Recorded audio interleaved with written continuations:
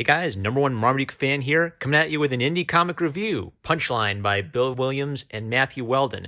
I missed this one when it was crowdfunding, but I got a reprint of it through Iconic Comics. So the introduction is by Pat Shand, and I just thought it was very well worded. I kind of agree with everything he said. So I'll just read this to you, kind of like to give you a sort of pre-review, and then I'll add my thoughts to it. A punch to the gut. Let me get this out of the way. As an independent creator working in an art form dominated by superheroes, I'm always a bit skeptical of indie stories about capes and cowls. Isn't part of the appeal the legacy? The idea that these popular heroes have deep-rooted history? They're our modern mythology, right? What more could be said through an indie comic that hasn't been said in a mainstream superhero comic, especially now that superheroes dominate film and TV too? Well, here comes Bill Williams and his fantastic character Versema to prove me wrong. Just this time, though. Punchline is great because it imagines a world where superheroes are kind of everywhere. The lead character, Versema, is down to be a superhero when she gets the chance, but she's not a superhero fangirl by any means. She's a directionless young woman looking for purpose in life, who thinks this could be fun and, perhaps on the way, give her life some meaning. She goes into her duties unlike any hero I've ever read in comics, ever, accepting this great purpose with a shrug and a smile. Bill has managed to create a comic that imagines what it would be like if our world were populated with heroes, a world where the battles and the bombast isn't the purpose, but rather the means by which to say something about the characters. Rather than trying to repeat what the legacy heroes have been doing for centuries, Bill has found a fresh idea by exploring the humanity that exists between the fights with monsters and hand-to-hand combat with supervillains. Though, when that stuff does happen, Matthew Weldon makes it real pretty. Punchline delivers a satisfying read every time, with each issue functioning as a vignette that makes a complete statement about the characters while building on their overall journey. Approaching genre conventions with fresh takes and always grounding the stories in humanity, Bill has created something that hit me like a punch to the gut. Even as a fan of his writing, an indie superhero with something new, potent, and deeply interesting to say. Paul Shand, who's himself an indie creator. So I agree with Pat. My overall thoughts is this is a really solid indie superhero book. There is that great element of character to it. I have a couple minor, I'd say like constructive criticisms, but I'd highly recommend this to, if you're like a fan of My Hero Academia, you're going to see some very superficial plot similarities, but also its own very original take. So I'd say, yeah, if you're looking for kind of a fun superhero who's her own character, give this a shot. So the setup is Jessie, kind of like a lonely art school girl, meets Mel, an older superhero lady who's bleeding and injured. And she gets a chance to have Mel pass her superhero power on to Jessie. And so Jessie's like a normal girl.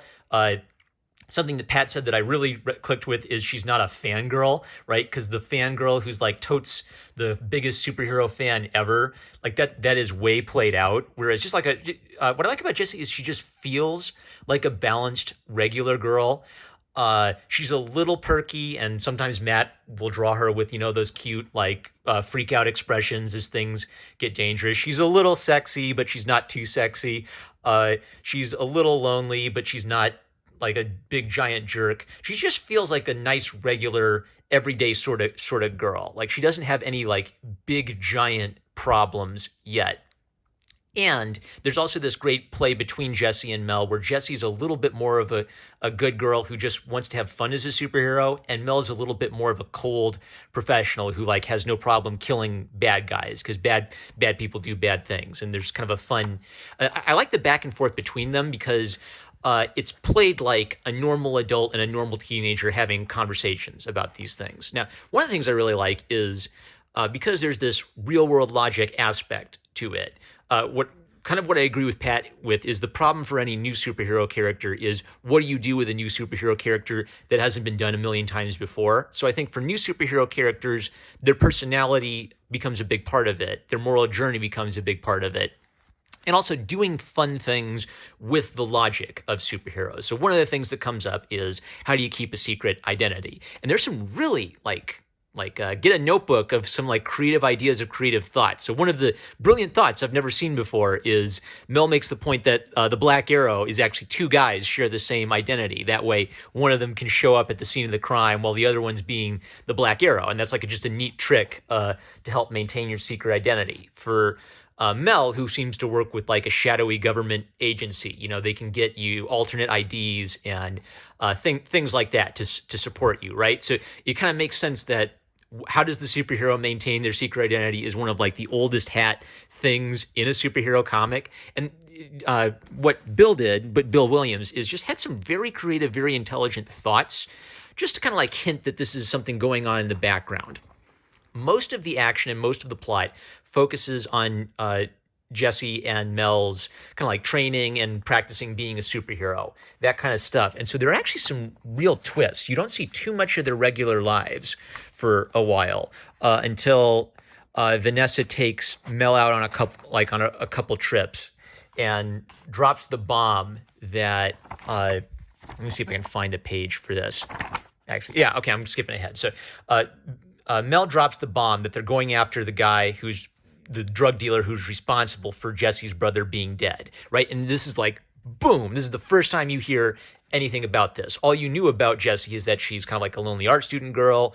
Maybe there's some family drama at home she's coping with, and then boom, Bill hits you with this. And I thought about this a lot, about whether I liked it or hated it, because it really did shock and surprise me, right? It was a good little, whoa, she's going through that in her life. So as a surprise, it was really neat. Maybe the con is I didn't get much of a feel for what was going on in Jesse's life until he hit me with this moment. So it'd almost be nice to see a little bit more of Jesse's, regular life, home drama, school life, that kind of thing. It's almost working in the sense that it's almost like a Calvin and Hobbes kind of thing, where it's almost like we're just focusing on Jesse, the sort of magical or fantasy part of Jesse's life up to this point, and then boom, we're hit with that she's got this regular real world drama going on in her life too. Something I wanted to highlight here is maybe a bit of a constructive criticism. This is clearly the end of an issue, and this is the start of another issue, and we just go right to it. I wouldn't have minded having maybe some like nice pinup art or cover art here, like if you had 2 pages of different, like the cover and the variant cover. That would give us like a nice clean break of, okay, this is the end, resting point, this is the start of a new story. Because what I did here was I just jumped here and assumed this was a continuation. Then I thought, wait a second, what's going on? Oh, these are totally new people in a totally different day. So that's just maybe from an editing perspective, something that would be nice. The superheroics is just really fun, very dynamic, and well thought out. The dialogue aspect is great. Oh, I want to get the other artist's name, because there's a guest artist who did the flashback story, and it's one of the best examples I've seen of implementing a guest artist, Brian Denham, where they just had like an entire self-contained mini flashback story done by one artist, and Matthew Weldon's the consistent regular artist. So that saves us from having like this drawing, oh no, that looks different from that, and it's the same scene. No, they implemented it very well. Mel is just going through some like tough stuff where she's kind of like in an adult relationship now, where she's got to mentor a teenager, and teenagers are sometimes like a little jerky or a little standoffish. So that vibe is really sweet. And then it kind of like builds up the tension naturally, where Jesse's kind of inexperienced. She makes dumb mistakes, like she throws the fish bad guy into the water. Well, that's dumb.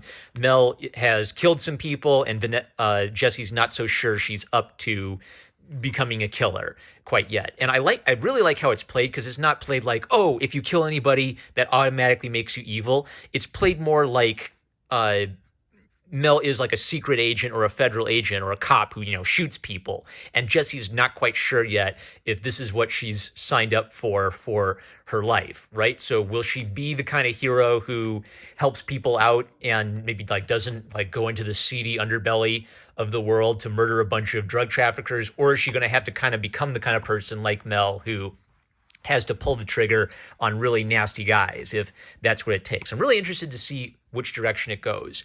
Plot-wise, if we were doing a thing where we were only seeing Jesse's superhero life, and that was kind of like the point, like you just got hints about what her regular life was like, I think that would work. Since we have gotten some hints about her regular life and her parents, I would really like to see that brought in as a more significant element. So because her character is so important, I feel like we should start to see a little bit more of her character outside of the suit as well as in it. But really fun, really well drawn, and well written in the sense of The dialogue is all really tight. The adventures all have like a really solid adventure aspect to them. Something exciting happens every issue. Every issue there's a resolution to the mini plot. Basically, the only constructive criticism I have is if it is important for us to know more about Jesse's life outside of the suit, I want to start seeing some more of that as the broader adventure is built up. But absolutely solid, excellent, fun teenage girl trying to figure out how to become a superhero for the first time, kind of stuff. Really good work by Bill Williams and Matthew Weldon. Highly recommended for all you Zoomers who like My Hero Academia and you're drawing your fanfics of those characters all the time on my Twitter timeline. I think you get a real punch at a punchline. But I'm such a dad joker. All right, I'm #1 Marmaduke fan. Thank you for this punchy review. Thanks to my boy Punchy Sonichu. I love you guys. Catch you later.